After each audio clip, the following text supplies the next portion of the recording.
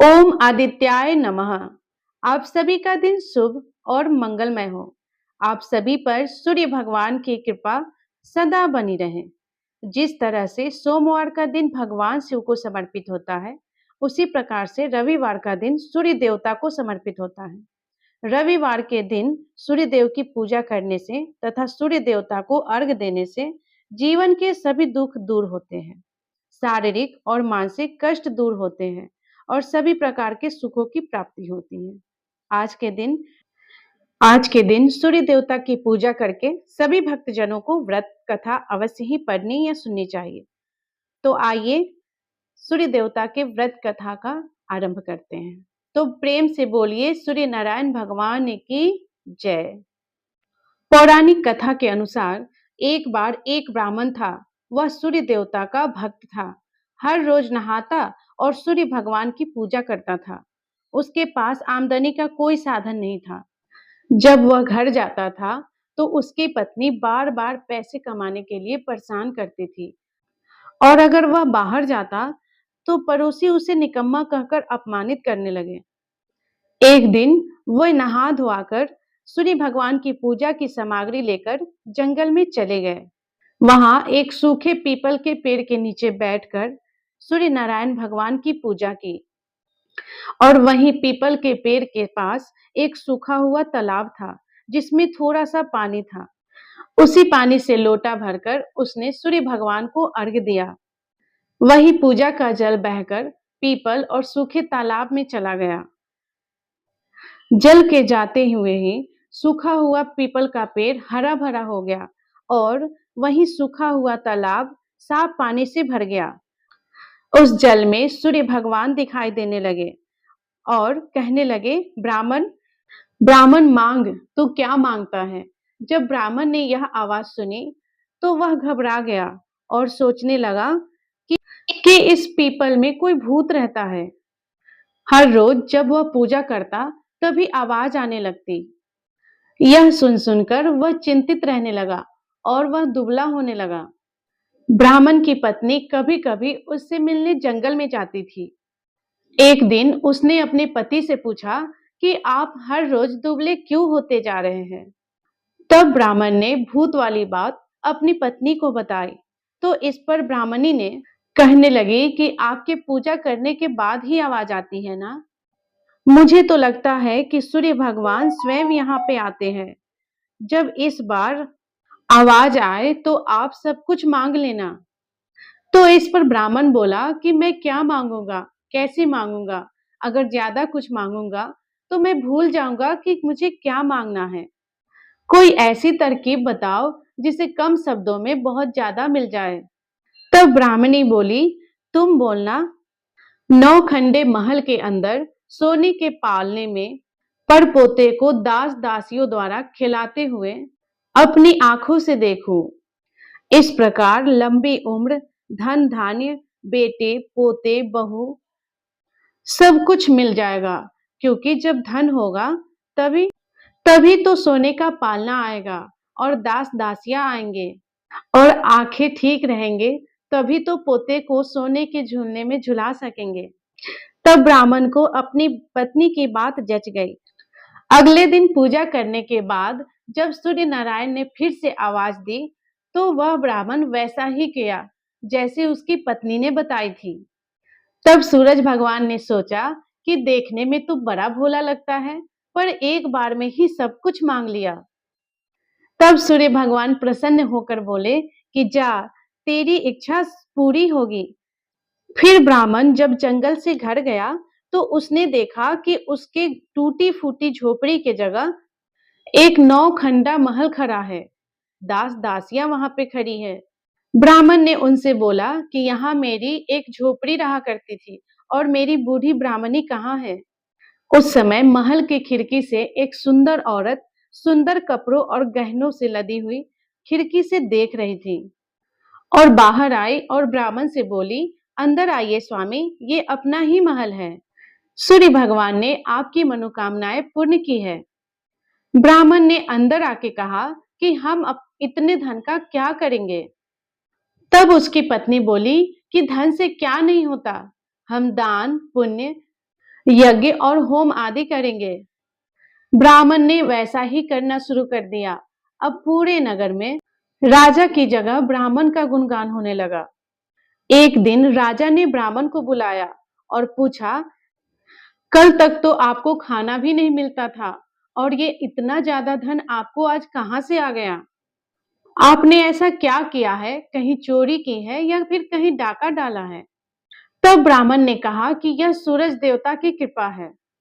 और ब्राह्मण ने राजा को पूरी बात बताई। तब राजा ने बोला कि मेरे यहाँ पुत्र नहीं है, इसके लिए हमें क्या करना चाहिए? तब ब्राह्मण ने राजा को सूर्य देवता की पूजा करने की सारी विधि बताई। तब राजा उसी प्रकार करने लगा जिस प्रकार ब्राह्मण ने उसे पूजा की विधि बताई थी। तब सूर्य भगवान ने राजा की भक्ति से प्रसन्न होकर एक तेजस्वी पुत्र का प्रदान किया। तो बोलिए सूर्य भगवान ने की जय। हे सूर्य नारायण भगवान, जैसे आपने ब्राह्मण और राजा की इच्छा का मान रखा, वैसे ही इस कथा को सुनने और कहने वाले सारे भक्तों को सारी मनोकामनाएं पूरी करना। तो प्रेम से बोलिए सूर्य नारायण भगवान की जय।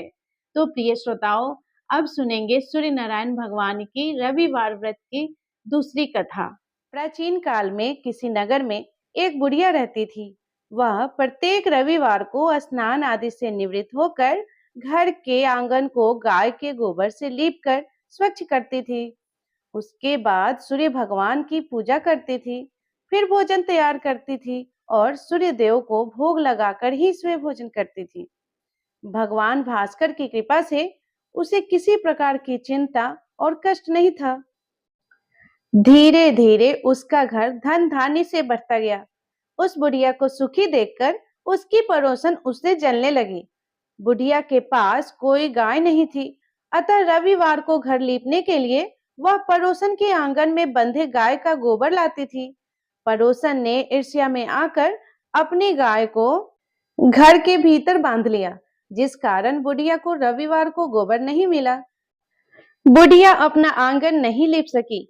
आंगन ना लीपने के कारण उसने ना तो भोजन बनाया और ना ही सूर्य देव को भोग लगाया और स्वयं भी भोजन नहीं किया।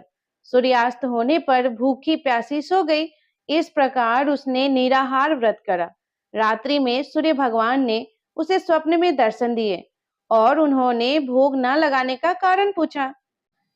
तो बुढ़िया ने बहुत ही उदास स्वर में पड़ोसन द्वारा घर में गाय बांधने और गोबर न मिल पाने की बात कही।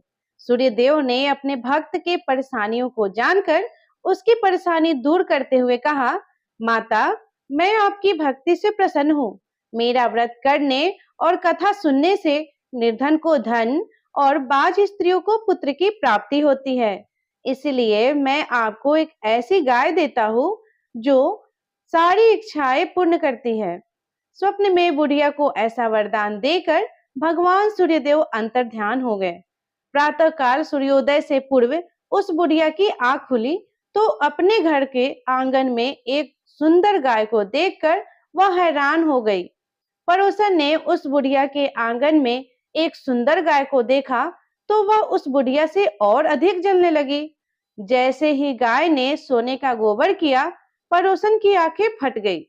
पड़ोसन ने उस बुढ़िया को आसपास ना पाकर तुरंत उस गोबर को उठाया और अपने घर ले गई तथा अपनी गाय का गोबर वहां रख आई।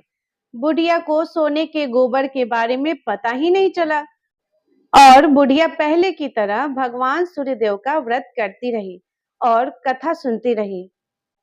पड़ोसन की चालाकी देखकर एक दिन सूर्य भगवान ने तेज आंधी चलाई, जिसके कारण बुढ़िया ने गाय को घर के भीतर बांध लिया।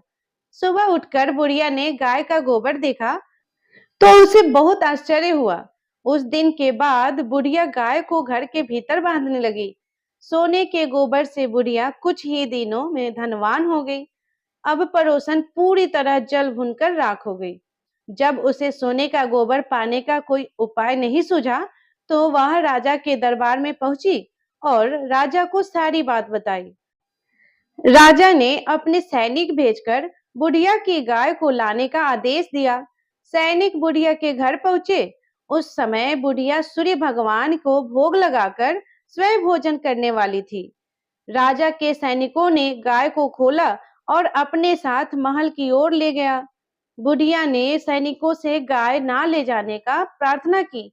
बहुत रोई चिल्लाई, लेकिन राजा के सैनिक नहीं माने। गाय को चले जाने से बुढ़िया को बहुत दुख हुआ। उस दिन उसने कुछ नहीं खाया और सूर्य भगवान से गाय को पुनः प्राप्त करने की प्रार्थना करने लगी। दूसरी ओर राजा गाय को देखकर बहुत खुश हुआ और सैनिकों से बोला, इस सोने के गोबर करने वाली गाय को गौशाला की जगह मेरे कक्ष में ही बांध दिया जाए। सुबह जैसे ही राजा उठा, सारा महल गोबर और बदबू से भरा देखकर राजा घबरा गया। उसने सैनिकों से गंदगी साफ करने को कहा, परंतु गोबर साफ ही नहीं हो रहा था। जितना साफ करते वह उतना ही फैल जाता। यह देखकर राजा क्रोधित हुआ और उसने पड़ोसन को राजमहल में बुलाया और उसे दंडित किया। इसके बाद राजा ने बुढ़िया को भी महल में बुलवाया और उससे क्षमा मांगते हुए सम्मान सहित गाय लौटा दी। तत्पश्चात राजा के महल से सारी गंदगी दूर हो गई। तब बुढ़िया ने राजा को रविवार के व्रत की और भगवान भास्कर द्वारा गाय के दी जाने की सारी बातें बताई। राजा ने अपने राज्य में घोषणा कराई कि सभी स्त्री पुरुष रविवार का व्रत किया करें। इस तरह सभी नियम से रविवार का व्रत करने लगे। प्रिय श्रोताओं, आप सभी पर सूर्य भगवान की कृपा सदा बनी रहे। हे सूर्य नारायण भगवान, जैसे आपने उस बुढ़िया के सारे दुख दूर किए, वैसे ही इस कथा को सुनने और कहने वाले सारे भक्तों की मनोकामनाएं पूरी करना, कष्ट को दूर करना। रविवार के दिन सूर्य देव की पूजा करने से तथा सूर्य देवता को अर्घ्य देने से जीवन के सभी दुख दूर हो जाते हैं। तो बोलिए सूर्य नारायण भगवान की जय। तो प्रिय श्रोताओं, ये थी सूर्य नारायण भगवान की कथा, रविवार की कथा। तो मुझे आशा है कि आप सबको यह कथा बहुत पसंद आया होगा। अगर पसंद आए तो इस वीडियो को लाइक करें और अगर चैनल पे आप नए हैं तो चैनल को सब्सक्राइब करना ना भूलें, क्योंकि इसी प्रकार के हर व्रत की कथा को लेकर हम आपके लिए लाते रहेंगे। कमेंट में जय सूर्य नारायण भगवान अवश्य लिखें। धन्यवाद।